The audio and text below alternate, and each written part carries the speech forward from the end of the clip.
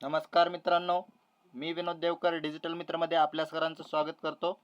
राज्यात मेंढी पालनाच्या व्यवसायास प्रोत्साहन देण्यासाठी राज्यस्तरीय योजनेअंतर्गत राजे यशवंतराव होळकर महाशेष योजना सुरू करण्यात आलेली आहे. तर मित्रांनो, काय आहे ही योजना, पात्रता निकष काय आहेत, अर्ज कुठे करायचा, जाणून घेऊया सविस्तर.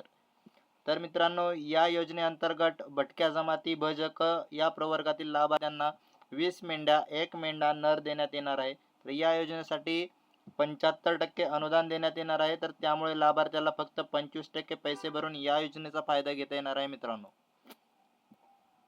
तर ज्या लाभार्थ्याकडे पहिल्याच मेंढ्या आहेत, ज्यांना नवीन तर त्यांच्यासाठी अंतर्गत तरतूद करण्यात आलेली आहे की ज्यांच्याकडं 40 पेक्षा जास्त मेंढ्या आहेत त्यांना 2 मेंढा नर देण्यात येणार आहेत. ज्यांच्याकडे 60 पेक्षा जास्त मेंढ्या आहेत त्यांना 3 मेंढा नर, ज्यांच्याकडे 80 पेक्षा जास्त मेंढ्या आहेत त्यांना 4 मेंढा नर व ज्यांच्याकडे 100 पेक्षा जास्त मेंढ्या आहेत त्यांना 5 मेंढा नर देण्यात येणार आहेत मित्रांनो. तर मित्रांनो, या योजनेचा जो लाभार्थी आहेत ते फक्त आणि फक्त भजक प्रवर्गातील भटक्या जमातीतील प्रवर्गातील लाभार्थी जे आहेत ते याचा फायदा घेऊ शकतात. तर या योजनेअंतर्गत शर्ती आपण जाणून घेणार आहोत.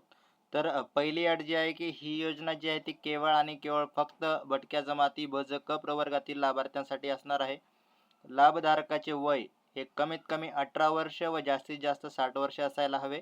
लाभधारकाची निवड करताना यामध्ये काय आहे की महिलांसाठी 30% व अपंगांसाठी 3% आरक्षण देण्यात आलेलं आहे. पहिलंच लाभार्थ्याकडं आधार कार्ड असणं गरजेचं आहे. लाभार्थ्याचा आधार कार्ड जो आहे तो मोबाईल नंबरशी संलग्न असणं गरजेचं आहे मित्रांनो.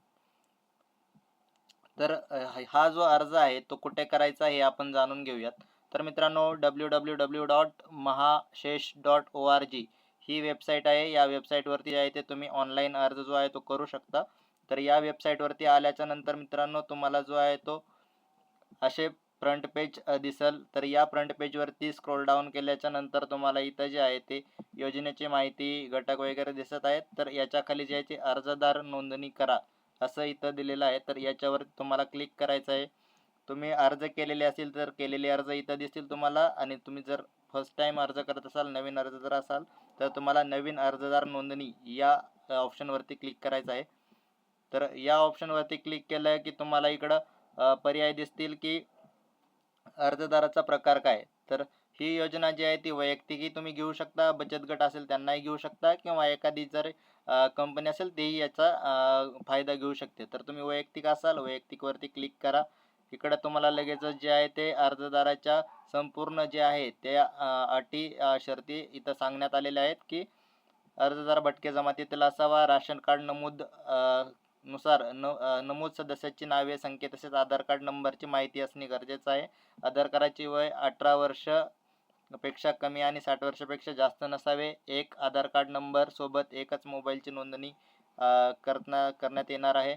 अर्जदार नोंदणी करत असताना अर्जदाराचा स्वतःचा वापरत असलेला मोबाईल नंबर आवश्यक आहे. प्रथम लॉग इन पासवर्ड आणि नंतर प्राथमिक निवड झाल्यास SMS द्वारे कळवण्यात येणार आहे मित्रांनो. एकाच कुटुंबातील एकाच व्यक्तीस हा योजनेचा लाभ घेता येणार आहे मित्रांनो. तर इकडं जो आहे तो आपण आपली पूर्ण डिटेल्स भरून घ्यायची आहे. इकडं माहिती, तुमचं पहिलं नाव, वडिलांचं नाव, आडनाव, तुमचा आधार कार्ड नंबर, परत आधार कार्ड नंबर टाकायचा आहे तुम्हाला.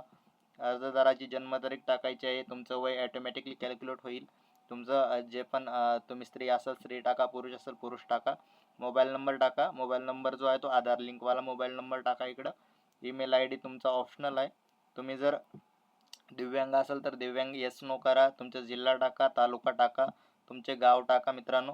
तुमची जात जी आहे ती बजकच असेल तीच निवडा तिथं. तुमची जात जी आहे, जात प्रमाणपत्र तुमच्याकडे आहे का त्याचं आहे तर येस नो करा. राशन कार्ड नंबर टाका. विवाहित आहात का. बँकेचं नाव, खाते क्रमांक, IFSC कोड, त्या बँकेची शाखा जी आहे ती निवडा आणि तुमचा पिनकोड इकडं भरा मित्रांनो. तर ते भरल्याच्या नंतर तुम्हाला जे आहे ती एकूण कुटुंब सदस्य संख्या, म्हणजे तुमच्या कुटुंबात किती सदस्य आहेत ते इथं टाकायचं आहे मित्रांनो. तर त्याच्यानंतर जे आहे ते सदस्य तुम्ही टाकल्याच्या नंतर समजा आपण इथं 1 टाकलं तर इथं लगेच तुम्हाला जे आहे ते एका सदस्याची माहिती लिहिण्यास ऑप्शन येतोय. त्या सदस्याचा आधार कार्ड नंबर, सदस्याचं नाव, पुरुष आहे का स्त्री आहे का, तर इथं त्यांचं वय असे तुम्हाला इथं घरातील जे आहे ते व्यक्ती त्यांची माहिती भरायची आहे.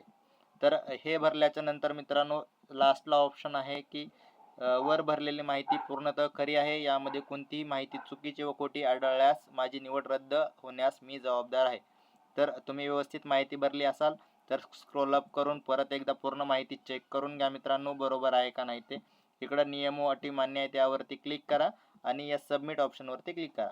हे सबमिट ऑप्शनवरती क्लिक केल्याच्या नंतर मित्रांनो तुमचा अर्ज जो आहे तो जतन होईल आणि या अर्जाची तुम्हाला जो आहे तो मेसेजद्वारे कळवण्यात येईल. त्यानंतर तुमचं जर निवड झाली तर निवड जी आहे ती तुम्हाला जी आहे ती तुमच्या मोबाईलवर मेसेजद्वारे कळवण्यात येणार आहे. ठीक आहे मित्रांनो, यामध्ये जर काही अडचण येत असेल, तुम्हाला हा जर फॉर्म जो आहे तो भरता येत नसेल तर आमच्याशी संपर्क साधा, आम्ही तुम्हाला फॉर्म भरून देऊ. किंवा जर तुम्हाला कुठल्याही गोष्टीमध्ये अडथळा येत असेल तर आमच्याशी संपर्क साधा, आम्ही तुमचं मार्गदर्शन करू मित्रांनो. तर अशाच आपल्या नवीन येणाऱ्या माहितीसाठी, योजनांसाठी जो आहे तो डिजिटल मित्र हे चॅनल तुम्हाला मदत करत राहणार आहे, नवीन माहिती देत राहणार आहे. तरी मित्रांनो आपण जो आहे तो हा चॅनल सबस्क्राईब करा आणि ही माहिती जी आहे ते आपले जे धनगर समाजाचे बांधव आहेत त्यांच्यापर्यंत पोहोचवा मित्रांनो, जेणेकरून त्यांना या योजनेचा लाभ जो आहे तो जास्तीत जास्त घेता येईल आणि त्यांना जे आहे ते आपली थोडी मदत होईल.